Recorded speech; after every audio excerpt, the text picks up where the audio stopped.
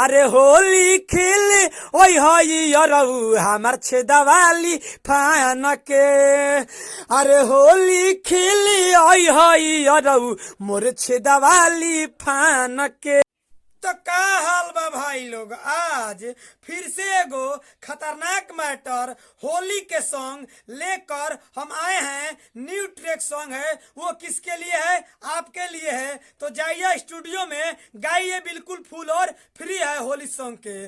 और गाना का नाम क्या है कि होली खेले अरऊ हमार छेदवाली फान के। तो काफी बवाल मस्त बा सॉन्ग। तो जाइए ना, इस गाने को कॉपी कलम पर लिखिए और स्टूडियो में जाइए गाइए। तो चलिए पहले गाना को स्टार्ट करके सुना लेते हैं, उसके बाद में समझाएंगे। तो चलिए ना, बिना कोनो देरी के नु गाना के स्टार्ट कर जाओ। स्क्रीन पर देखो, लेट्स गो।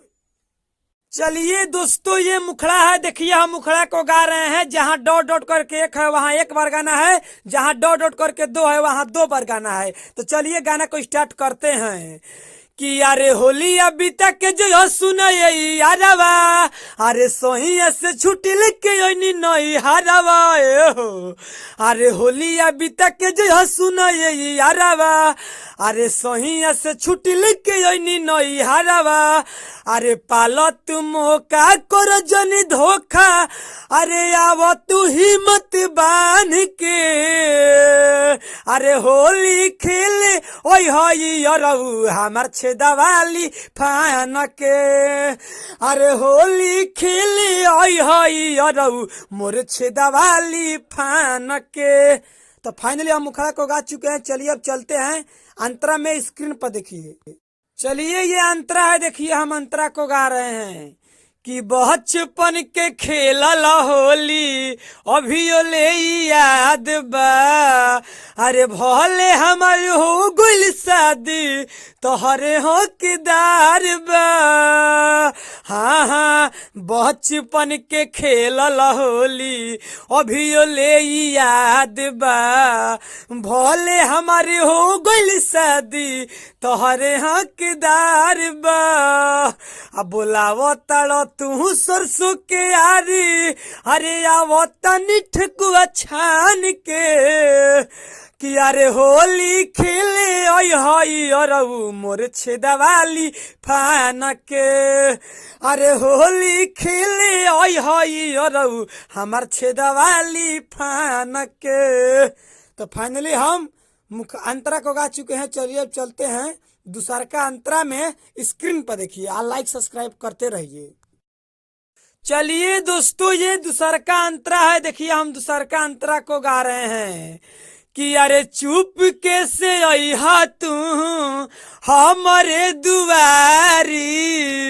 अरे करी हई सारा तो हमें खोल देम केवाड़ी।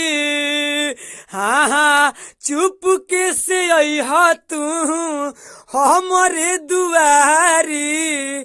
करी हई सारा तो हमें खोल देम केवाड़ी।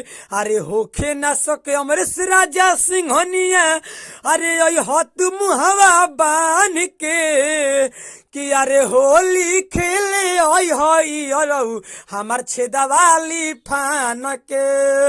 अरे होली खेले ओई हई अरऊ हमार छेदवाली फान के। तो चलिए दोस्तों, गाना समाप्त हो गया। ये मेरा ध्यान से बात को सुनिए, गाना को अर्थ पहले सुनिए, अर्थवा को नहीं सुनिएगा ना तो जिंदगी भर इसी तरह ढिढोरा पिटते रह जाइएगा। तो मेरा गाना को अर्थ सुन लीजिए। एक लवर है और एक मतलब एक गर्लफ्रेंड है, एगो बॉयफ्रेंड है। तो उसी पर लिखा गया है। और मतलब एक लड़का है एक लड़की है, भोजपुरी आप आ जाते हैं। एगो लड़का है एगो लड़की है, और एक लड़कवा आ रहा है, मतलब लड़कियां बुला रही है अपने मतलब लड़कवा को अपने मोहल्ला में होली खेलने के लिए। तो वही उसका अर्थ हुआ कि होली खेले ओई अरऊ हमार छेदवाली फान के। तो काफी मस्त सॉन्ग है भाई। इसका वीडियो का अर्थ यही लीजिएगा। एक लड़का है एक लड़की है, और लड़की बुलाएगी अपने मोहल्ला में होली खेलने के लिए। तो इसका यही अर्थ है कि होली खेले ओई अरऊ हमार छेदवाली फान के। और इसने कुल गाना प्रमोद प्रेमी रितेश पांडे खेसारी लाल गा के मार्केट मार्केट में छा गइल बड़े, तो तू ये गाना के गावा फॉलो कर।